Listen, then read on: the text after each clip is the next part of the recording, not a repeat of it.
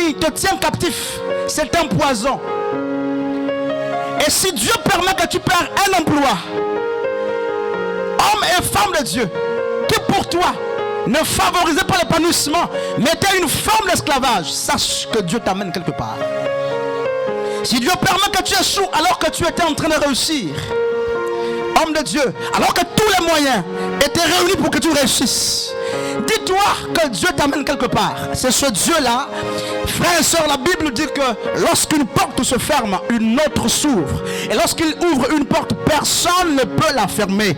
Personne ne peut la fermer. Et nous sommes à ce temps, frères et sœurs, où l'émondement est arrivé, où les cheveux ont été coupés, où les gens se sont moqués de nous. Mais le Seigneur nous dit, n'est-ce pas, qu'il restaure ta famille. Le Seigneur te dit qu'il te restaure ton ministère.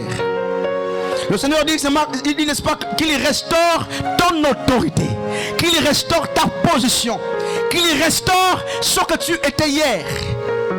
Et il permet un temps de sécheresse pour t'apprendre à ne dépendre que de lui. Il permet un temps de moquerie pour que tu saches que lorsqu'il essuiera tes larmes, que tu ne dépendes que de lui. Homme et femme de Dieu, quelle est la nature de la vallée dans laquelle tu te trouves? Ne refuse pas la vallée, ne refuse pas la moquerie, ne refuse pas le chômage, l'excommunion, parce que ces choses concourent, nous dit Paul, au bien de ceux qui aiment Dieu. J'aime ce texte, toutes choses concourent au bien de ceux qui aiment Dieu. En réalité, il n'y a pas de mal dans la vie d'un homme de Dieu. Si Dieu permet le mal est bien parce que c'est Dieu qui l'a permis. Pour finir, frères et sœurs, la vie c'est la combinaison de l'amertume et du sucré.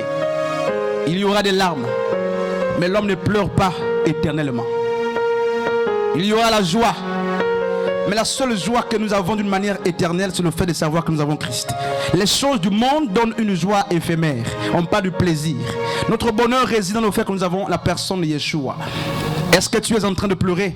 Si tu pleures, laisse-moi te dire que ce n'est pas des pleurs qui doivent être fatalistes. Non, frère.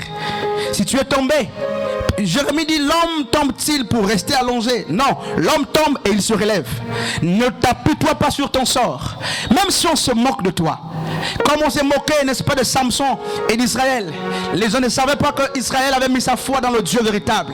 Mais au temps convenable, frère, alors qu'il glanait, alors qu'il se moquait, cela, alors que personne ne s'attendait. Quand personne ne s'attend, frères et sœurs, même lorsque toi-même tu t'entends plus, c'est là que les cheveux repoussent. Et un frère te dit, tu t'appelles comment, frère? Frère Christ. Hein, frère? C'est un message pour te réconforter. L'année est en train d'aller à son apogée. Et je me souviens que beaucoup ont dit bonne année, meilleurs vœux.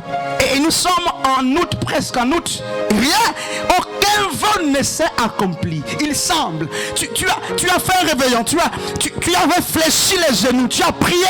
Tu as dit, Seigneur, cette année nouvelle, voici les défis. Tu te rends compte, nous sommes à la queue de l'année. Rien ne se fait. Ne désespère pas.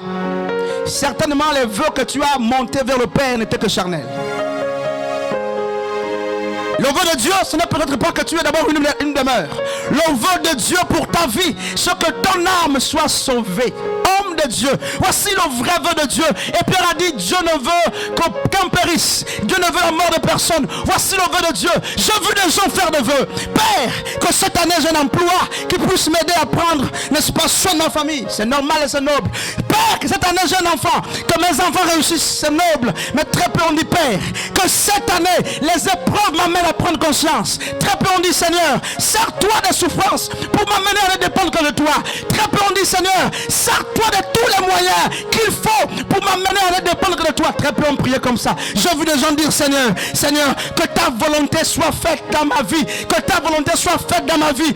Et Dieu a permis que tu perds la femme. Voici la volonté de Dieu. Dieu a permis que tu perds les amis. Voici la volonté de Dieu. Dieu permet que tu perds un emploi. Voici la volonté de Dieu pour laquelle tu as prié. Et lorsqu'elle arrive, tu as du mal à l'accepter. Souviens-toi de la prière que tu avais montée au Père.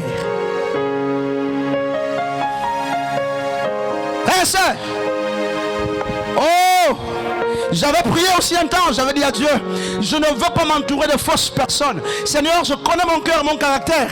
Permets qu'autour de moi, tous ceux qui sont faux, dans mon ministère bien sûr, s'éloignent. Permets que ceux qui ne sont pas pour moi, ceux qui ne doivent pas m'accompagner comme Moïse et Josué, permets qu'ils partent. Et autour de moi, j'ai vu les hommes venir. J'ai vu des femmes venir. J'ai vu des jeunes venir massivement. Mais lorsqu'ils viennent, c'est pour un temps, ils partent. Quand je me mets à genoux, Père, qu'est-ce qui se passe? Qu'est-ce qui se passe? Il m'a dit, souviens-toi de la prière que tu m'as adressée. Ah, frère, veille sur ta prière pour te rendre compte qu'effectivement, ce que tu vis, c'est le résultat ou l'exaucement de Dieu. Je dis, mais qu'est-ce qui se passe? Ces pères de famille viennent et ils partent. Ces mères viennent, elles partent. Ces jeunes viennent, ils partent. Qu'est-ce qui ne va pas? Le Seigneur me dit, je laisserai à côté de toi ceux qui sont pour toi.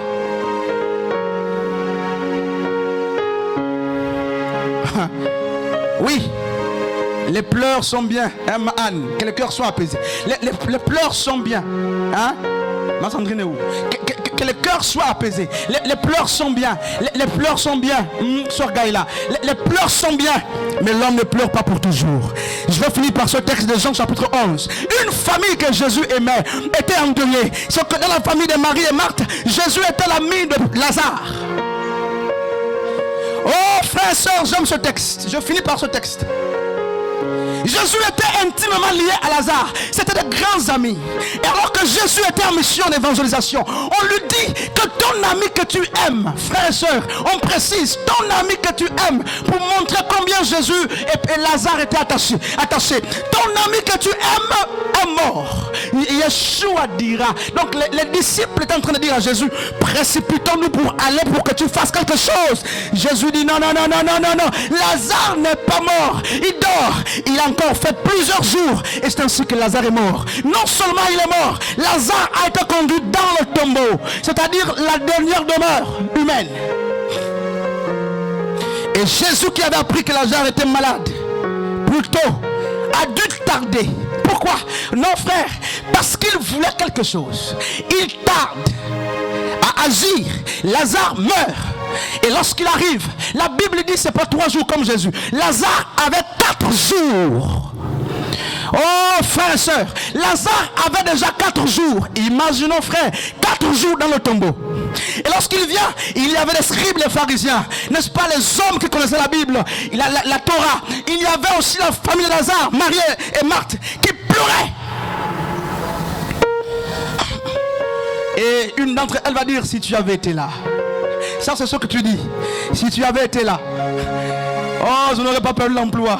Si tu avais été là, ma femme ne serait pas partie. Si tu avais été là, Seigneur, plutôt. Si tu avais été là, il y a quelqu'un qui parle comme ça ce matin. Si tu avais été là, je n'aurais pas échoué. Si tu avais été là, frères et sœurs, oh, les hommes ont parlé le langage des hommes. Et Yeshua va dire, plutôt que de s'inquiéter, Yeshua, dans Matthieu, plutôt Jean chapitre 11, 35, la Bible dit Jésus pleura. Le plus court verset de la Bible. Jésus pleura. Jésus a pleuré. Il a pleuré pourquoi? Non pas qu'il était incapable d'agir. Il a pleuré à cause de l'incrédulité, n'est-ce pas, de ceux qui depuis longtemps l'ont suivi, mais n'avaient pas su qu'il était capable de ressusciter les morts. Oh, les hommes se moquaient. Et je me souviens que le texte dit, les pharisiens qui étaient disaient, mais n'a-t-il pas fait le miracle à Cana? N'a-t-il pas multiplié le pain? N'a-t-il pas changé l'eau en vin? Mais qu'il fasse un miracle. Et c'est ça qu'on te dit aussi. Oh frères et sœurs, n'es-tu pas chrétien? N'est-ce pas lui qui prie chaque matin? N'est-ce pas lui qu'on entend 2 heures du matin, 3 heures du matin? N'est-ce pas lui qui se lève tous les jours pour aller à l'église et faire quelque chose? Demande à ton Dieu de faire quelque chose. Pourquoi tu as perdu l'enfant? Pourquoi ta mère est malade? Pourquoi ta femme ne va pas bien? Qu'est-ce qui se passe? Le monde te met à défi. Mais oui, tu pries ce Dieu tous les jours. Jésus, Yeshua, tous les jours. Fais quelque chose. Et le maître s'est avancé vers la tombe. J'aime cet épisode. Je finis par là. J'aime l'histoire de Lazare.